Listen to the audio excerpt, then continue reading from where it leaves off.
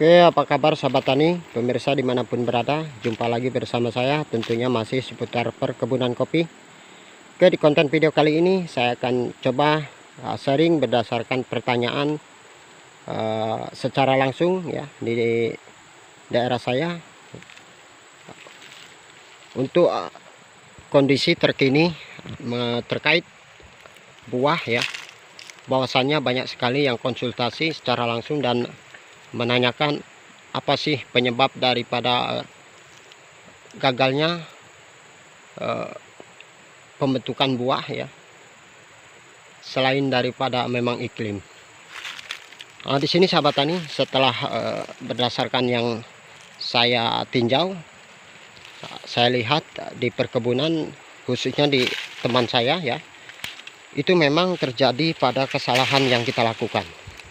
Nah, di video kali ini sahabat tani, saya akan coba sharing ya,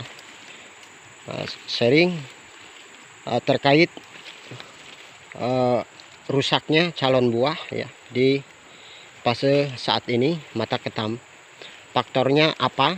Ini banyak memang sahabat tani ya. Yang pertama, berdasarkan yang saya lihat itu lalai ataupun keterlambatan perawatan pasca sesudah pemangkasan. Satu sahabat tani ya, lalai ataupun ketahuan ya, tidak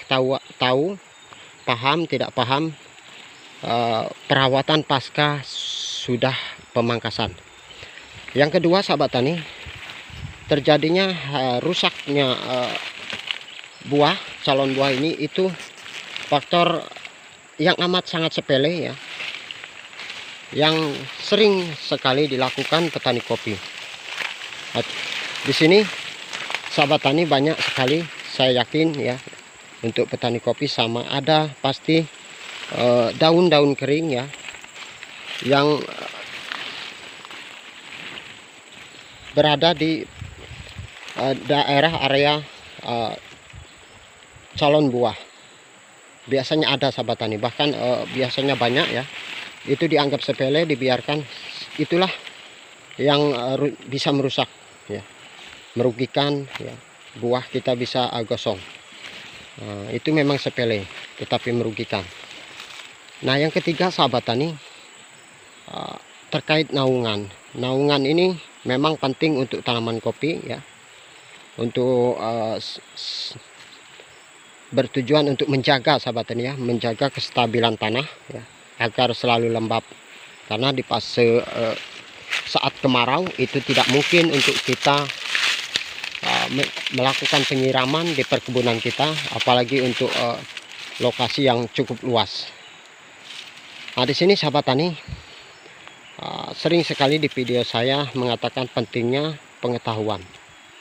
Nah, kenapa? Karena dengan pengetahuan sahabat tani ya, saya yakin, saya pastikan dengan kita memiliki pengetahuan ya, tentu kita bisa dengan mudah tahu cara. Setelah kita tahu cara, maka kita akan paham dan memahami situasi dan kondisi tanaman kita terkait tentang perawatan di fase-fase seperti apa yang harus kita lakukan. Nah, pada umumnya saya yakin untuk di daerah manapun untuk saat ini untuk calon buah pasti di mata ketam. Nah, di fase inilah penting ya, perawatan yang rutin ya, rutin, intinya perhatian yang khusus. Nah, oke sahabat tani, itu tadi satu faktor dari lalainya atau keterlambatannya membuang tunas-tunas kipas ya, tunas kecil yang mengganggu atau menghambat pertumbuhan daripada terjadinya pembentukan buah. Yang kedua, ranting, daun-daun kering ya, daun-daun kering seperti ini sahabat tani ya. Nah, lalu naungan juga bisa jadi sahabat tani, jika terlalu gelap itu bisa merusak. Bahkan bisa naungan juga itu tidak cocok ya dengan tanaman kopi. Maka saya sarankan hati-hati, pahami, tanamlah pohon sebagai peneduh itu yang bisa bersandingan dengan tanaman kopi. Nah, di sini juga saya akan bahas terkait pemangkasan ya, Untuk pemangkasan sendiri harus kita pelajari sahabat tani. Karena tidak mungkin kita hanya tahu pangkas saja tetapi tidak paham apa inti dari pemangkasan. Nah, untuk pemangkasan sendiri, untuk yang saya ketahui ada dua pemangkasan. Pemangkasan yang pertama itu di pasca sesudah panen. Tujuannya satu, untuk merangsang pertumbuhan tunas baru ya, untuk menghasilkan calon buah ke depan ya. Nah, tentu jika ada tunas baru ya yang kita rawat, maka disitulah akan tumbuh atau berpotensi menghasilkan calon buah. Selain daripada itu, untuk menstabilkan ya agar tanaman kita tetap sehat, karena pasca sesudah panen itu pasti tanaman kita kurang sehat. Ada yang ranting rusak ya, itu harus lakukan pemangkasan. Nah, dan pemangkasan yang kedua sahabat tani itu pemangkasan yang bisa disebut pemangkasan rutin. Pemangkasan rutin itu dilakukan pada bisa dibilang setiap hari waktu kita pengontrolan ke kebun. Biasanya saya pastikan ya, saya yakin untuk setiap tanaman kopi, siapapun dimanapun, di daerah manapun, itu ada pasti mengalami untuk tunas ranting kita pasti tidak sehat. Ada yang mengalami mungkin penyakit, kena penyakit lalu mati. Itu harus dilakukan cepat pemotongan. Tujuannya agar tetap baik ya. Itulah pemangkasan. Pemangkasan itu ada dua, pasca sesudah panen dan pemangkasan rutin. Intinya pemangkasan tujuannya untuk menstabilkan tetap baik tanaman kita.